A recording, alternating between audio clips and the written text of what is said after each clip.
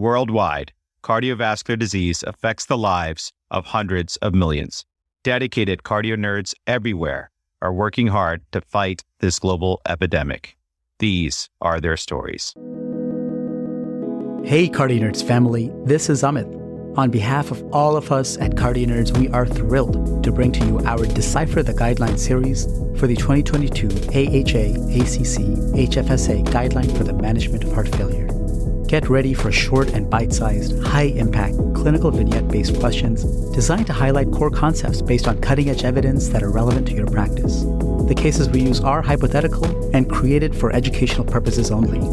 This series was developed by the CardioNerds and created in collaboration with the American Heart Association and the Heart Failure Society of America. It was created by 30 trainees spanning college student through advanced fellows, with mentorship from Dr. Anu Lala, Dr. Robert Menz, and Dr. Nancy Schweitzer.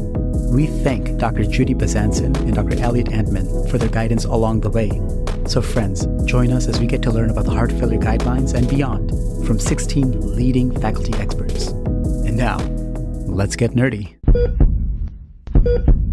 The following question refers to Section 3.2, 4.1, 4.3, and 4.4 of 2022 AHA, ACC, and HFSA Guidelines for the Management of Heart Failure. The question is asked by Texas Tech University medical student and CardioNerds Academy Intern Dr. Adriana Mares, answered by Baylor University Cardiology Fellow and CardioNerds FIT Trialist Dr. Shiva Patlolla, and then by expert faculty Dr. Shelley Zieroth. Dr. Zieroth is an advanced heart failure and transplant cardiologist, head of the Medical Heart Failure Program, the Winnipeg Regional Health Authority Cardiac Sciences Program, and an associate professor in the Section of Cardiology at the University of Manitoba. Dr. Zieroth is a past president of the Canadian Heart Failure Society, and she's a steering committee member for PARAGLIE-HF Heart Failure and PI mentor for CardioNerds Clinical Trials Program. Dr. Zieroth, it is an honor to have you with us. Pleasure to be here tonight. So, Adriana, do you have a question for us? Yes, the following question is, Ms. AH is a 48-year-old woman who presents with a 3-month history of progressively worsening exertional dyspnea and symmetric bilateral lower extremity edema. She has no history of recent upper respiratory symptoms or chest pain. She denies any tobacco, alcohol, or recreational drug use. There's no family history of premature CAD or HF. On exam, her blood pressure is 110/66 millimeters of mercury. Heart rate is 112 beats per minute, and respiratory rate is 18 breaths per minute with oxygen saturation of 98% on ambient room air. She has jugular venous distension of about 12 centimeters of water, bibasilar crackles, an S3 heart sound, and bilateral lower extremity edema. Complete blood count, serum electrolytes, kidney function tests, liver chemistry tests, glucose level, iron studies, and lipid levels are unremarkable. An electrocardiogram shows sinus tachycardia with normal intervals and no conduction delays.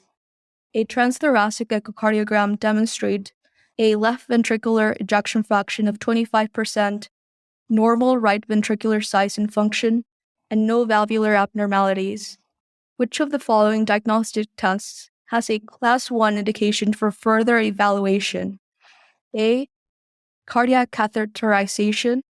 B. Referral for genetic counseling.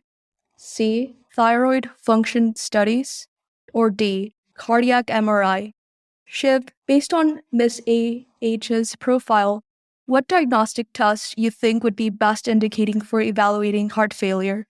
Well, Adriana, the initial evaluation for this patient with newly diagnosed heart failure is of utmost importance. The answer in this case is C, thyroid function studies. These have a Class 1 indication for the initial evaluation of heart failure. While the common causes of heart failure include coronary artery disease, hypertension, and valvular heart disease, other etiologies such as arrhythmic, toxic, inflammatory, metabolic, including endocrinopathies and nutritional, infiltrative, genetic, stress-induced, peripartum, and many more could be implicated. It is important to thoroughly evaluate the etiology of a given patient's heart failure, as this diagnosis may have implications for treatment, prognosis, and potentially counseling of family members. For patients who are diagnosed with heart failure, the laboratory evaluation should include a complete blood count urinalysis, serum electrolytes, BUN and serum creatinine, glucose, lipids, liver function tests, iron studies, and thyroid stimulating hormones. These studies provide important information regarding comorbidities, suitability for treatments, potential adverse effects of treatments, as well as potential causes or confounders of heart failure, and may also provide information on severity and prognosis of heart failure. Heart failure is often caused by coronary atherosclerosis. An evaluation for ischemic heart disease can help in determining the presence of significant CAD. Non-invasive stress testing can be helpful in identifying these patients who likely have obstructive CAD.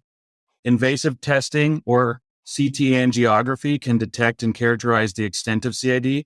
Therefore, in patients with heart failure, an evaluation for possible ischemic disease can be useful to identify the cause and guide management.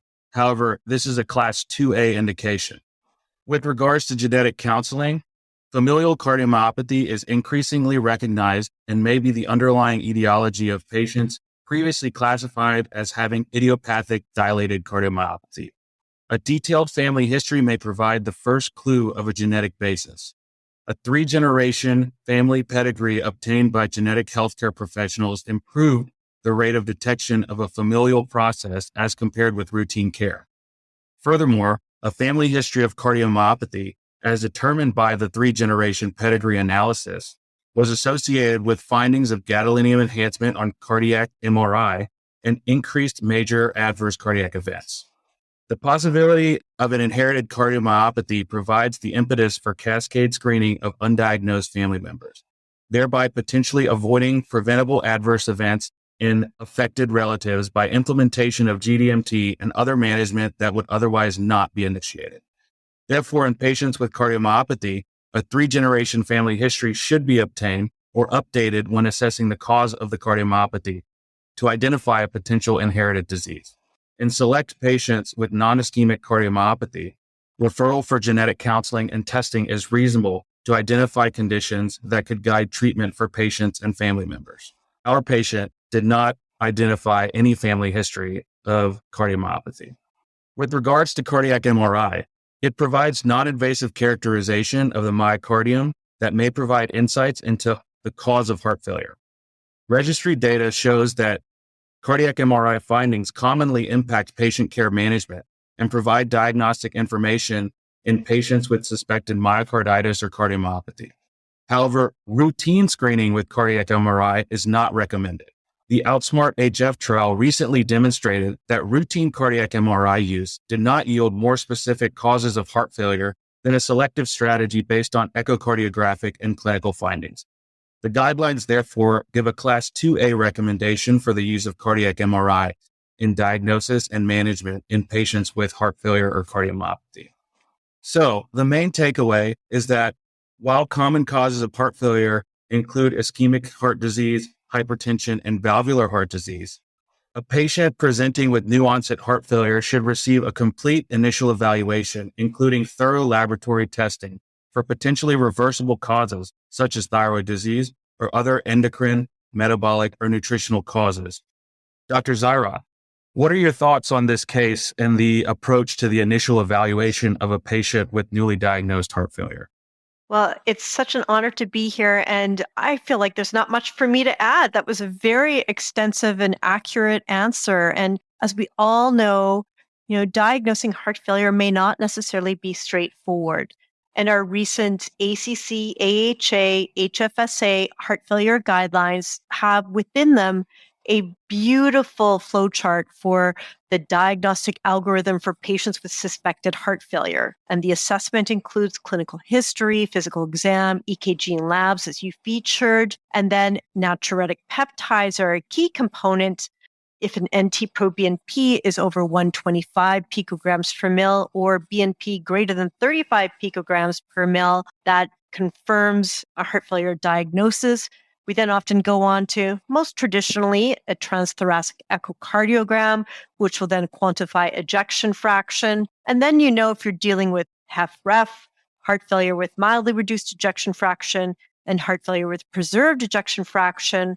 And ejection fraction is still relevant in device optimization of your patients as well. In real life, I'd say I probably classify heart failure etiologies into ischemic versus non-ischemic. That impacts probably in further investigations, potentially therapies that you add on. Both classes would get GDMT, the 4 foundational therapies. And obviously, investigating non-ischemic etiologies of heart failure is a little bit more complicated. Table 5 within the guidelines gives a really nice extensive list, builds upon some of the ones that you mentioned as well. And of course, we have to remember that COVID actually can cause a non-ischemic form of heart failure and myocarditis as well. So I think, unfortunately, our list of etiologies of heart failure continues to expand. Thank you, Dr. Zieroth, for those interesting and important takeaways. Like you mentioned, a complete initial evaluation like the one described on the flowchart, figure 1 of the guidelines, that includes clinical history, EKG labs, natriuretic peptides should be integrated in the patient's care to confirm a heart failure diagnosis. Dr. Zieroth, we can't thank you enough for your time and the knowledge shared with us today. Thank you for having me.